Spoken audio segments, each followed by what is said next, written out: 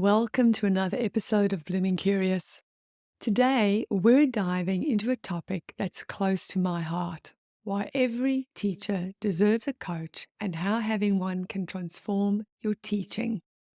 Now, I know that many of you are already thinking about next year's plans, and maybe you're wondering how to shake things up, or you're feeling stuck in the routine of recycling the same old lessons year after year after year. But if that's you, stay tuned, because today's episode is going to help you rethink how you plan and give you steps to create integrated lessons that bring excitement back to your classroom. So let's kick things off with practical steps for planning integrated lessons. Now, what are integrated lessons? These are lessons that connect multiple subject areas, making learning more cohesive and engaging for your students. And it also allows your students to see the relevance of their learning and allows you to tick off multiple outcomes in just one lesson. So, how do we do this? Well, we start with a central idea or question. For example, how does water shape our world? This could tie together science, geography, and even art. Usually, I like to start with either my science or my humanities curriculum. Next, we identify our learning goals. You look at your curriculum standards and you pick your goals from the different subjects that align with your topic. For example, if you're looking at how water shapes our world, you might want to teach report writing in English so that students will be able to write a report in science. Perhaps you want to do poetry with a water theme. So have a look at where in your English and maths curriculum you have overlap, and then you teach your science and your humanities there. Next, create hands-on activities. Think about projects or experiments where students can explore the topic in multiple ways. For example, they could build a model of the water cycle, and then you're meeting the science outcomes as well as art outcomes as well as design outcomes.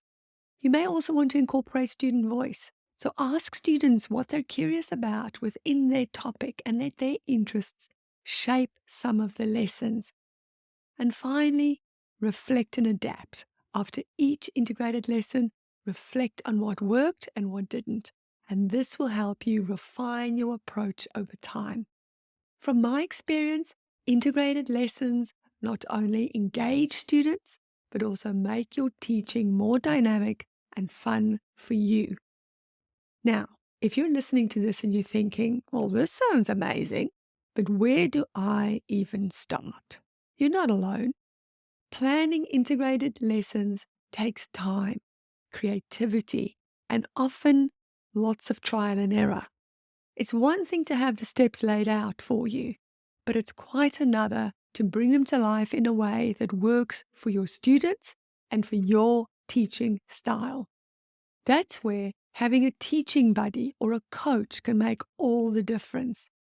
Imagine having someone in your corner, someone that you can brainstorm with, someone that can help you map out those big ideas and guide you through the process of turning them into something practical and doable.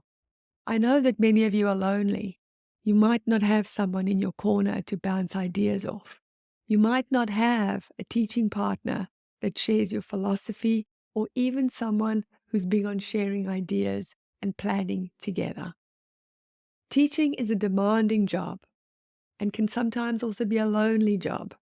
And trying to do everything on your own can sometimes also be really overwhelming. A coach can help you lighten the load and make planning not just manageable, but truly enjoyable. Let's talk about why having this kind of support isn't just helpful, but it's essential. So, why should teachers have coaches? Well, why not?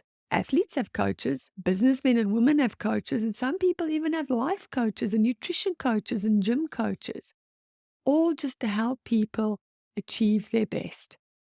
So, why shouldn't teachers have coaches? I know the idea of coaching might feel like, oh, another thing, but let's just break it down for a minute. Having a coach can actually give you a fresh perspective. Coach helps you see your lessons through new eyes. They'll point out opportunities that you may have missed and suggest small changes that can make a big impact. Having a coach also holds you accountable. We all have great ideas, but sometimes life gets in the way. And a coach helps you to stay on track and follow through on your plans. A coach also gives you the support that you deserve. Teaching is tough, and you shouldn't have to do it alone. A coach is there to brainstorm with you, to cheer you on, and to help you navigate challenges. And here's the big one. Having a coach actually helps you grow. You can't keep using the same lesson plans year after year after year and expect to stay energized or inspire your students. Growth happens when you step out of your comfort zone and you try new things.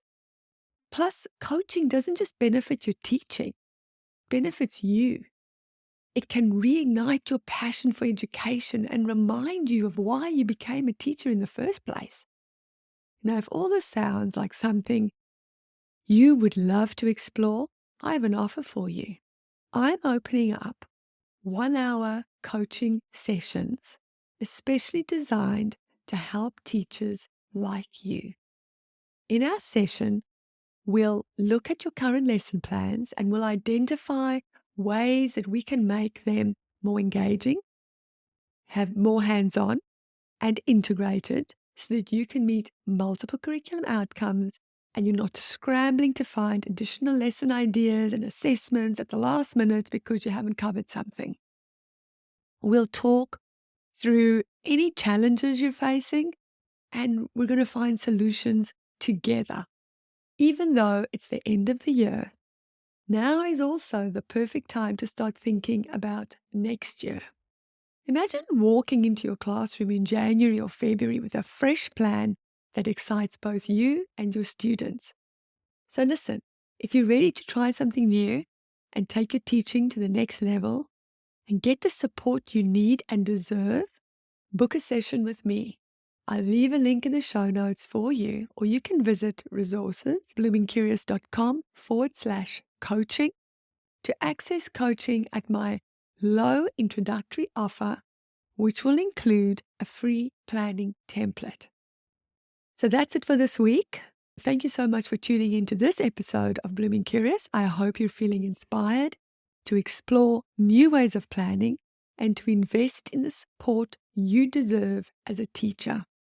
If you love this episode, make sure to subscribe and please leave a review. It really helps more teachers find this podcast.